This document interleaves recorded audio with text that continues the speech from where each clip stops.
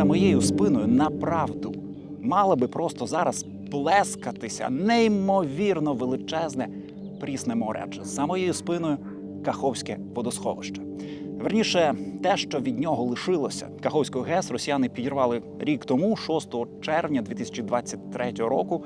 І я далекий від ботаніки, від флори і фауни, але чесно, скажу чесно, мені моторошно, що за моєю спиною, там, де мало би плескатися море, там, де мали би плавати риби і водорості, на тепер майоріють хащі, кущі, дерева.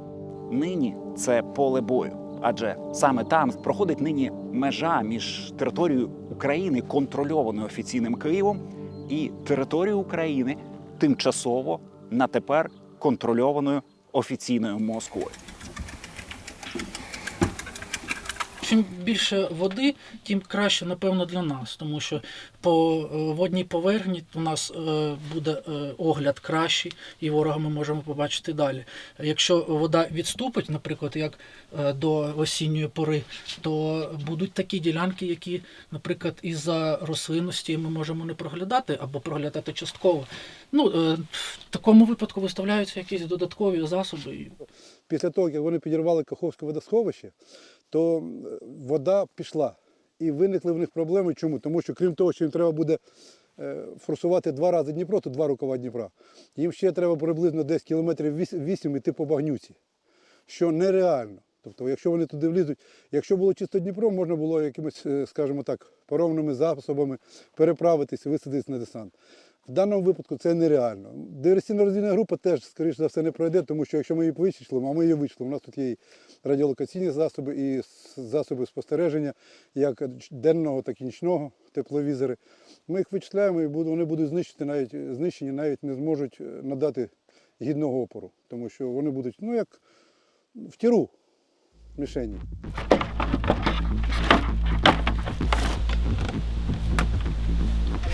Від гвинта.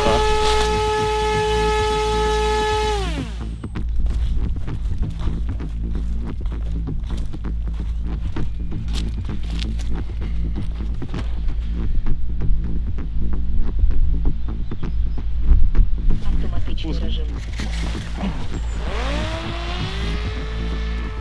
Як мінялося це водосховище? Ми знаємо, що після підриву там вода зійшла. Що ви спостерігали? Ми почали працювати на цій ділянці, взагалі працювали ще коли Каховське водосховище було повним. Тобто ми різницю відчули. Після підриву Каховської ГЕС вода зійшла і тут з'явився такий ніби пустир піщаний. Згодом почала з'являтися якась рослинність. А по цих мілинах взагалі пересуватись можна, чи вони не придатні для використання, я маю на увазі для пересування людей?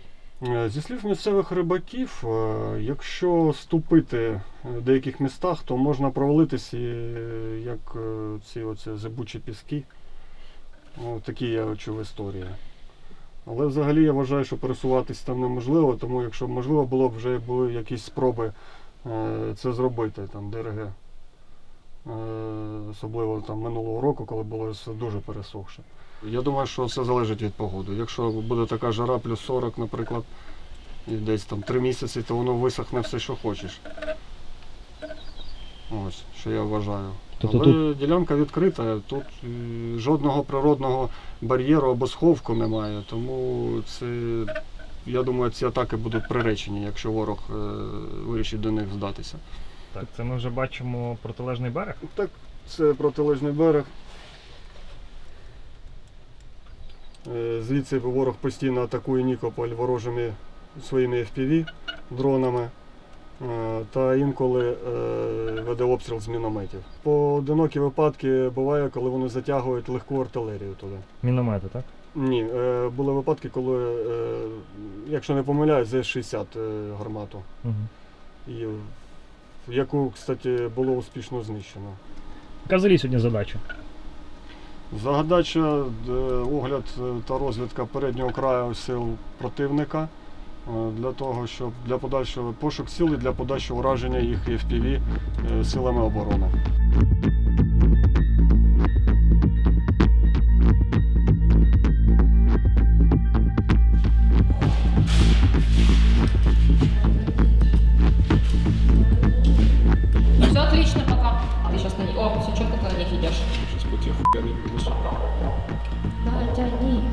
Стежка зліва, справа, дивись, там петух бігав. Я його прям бачу. Да. Вот там вот координаты четкие. Шукайте. Замаскировано что-то, да. Тут є. Вот внизу, да, какая-то хуйня. Красавчик, есть, собираемся. Що відбувається? Шатьорки. Обиделась, что делать. Часто? Таке буває. Да. Они всегда обижаются на нас. А зараз працюють дрони чи можливо щось? И дроны, и арта.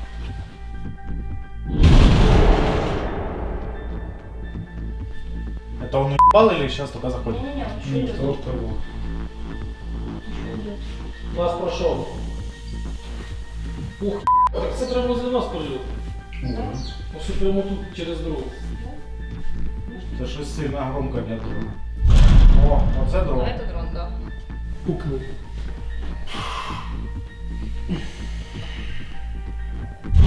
О. Боже, не Звонко, весело, задорно.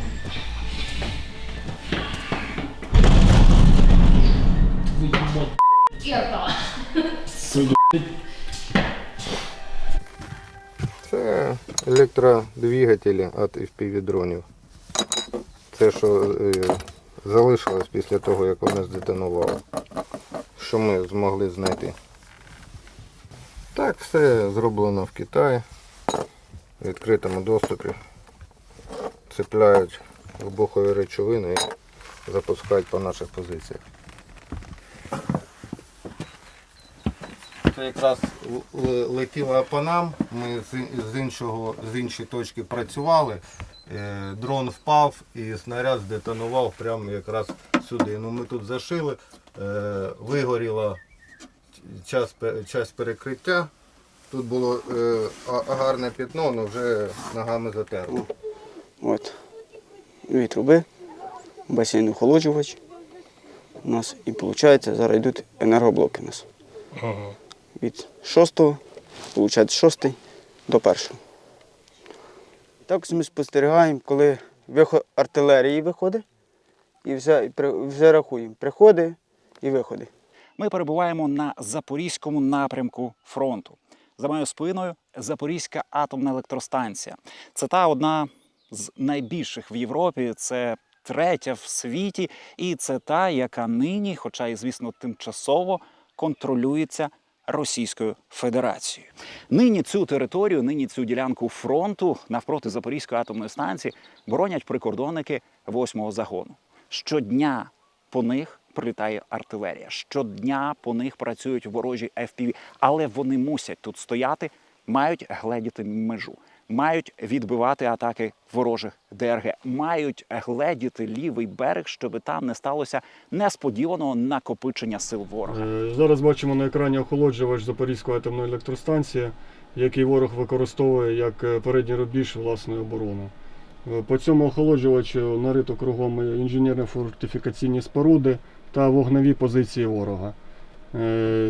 І з цього місця він наносить ураження по Марганецькій, Нікопольській територіальній громаді, прикриваючись тим самим Запорізькою атомною електростанцією. Тобто там на території самої електростанції, безпосередньо біля енергоблоків, часто знаходяться їхня техніка, та бронетехніка та особовий склад.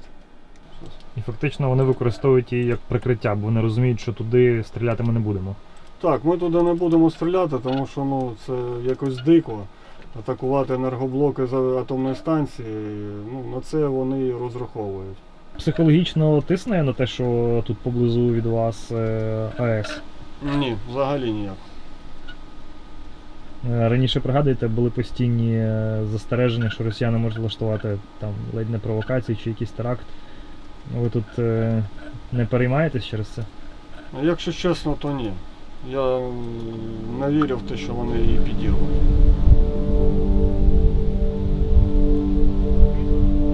Я б, напевно, це порівняв би, знаєте, як зі старістю якоюсь. Тобто от так і річка.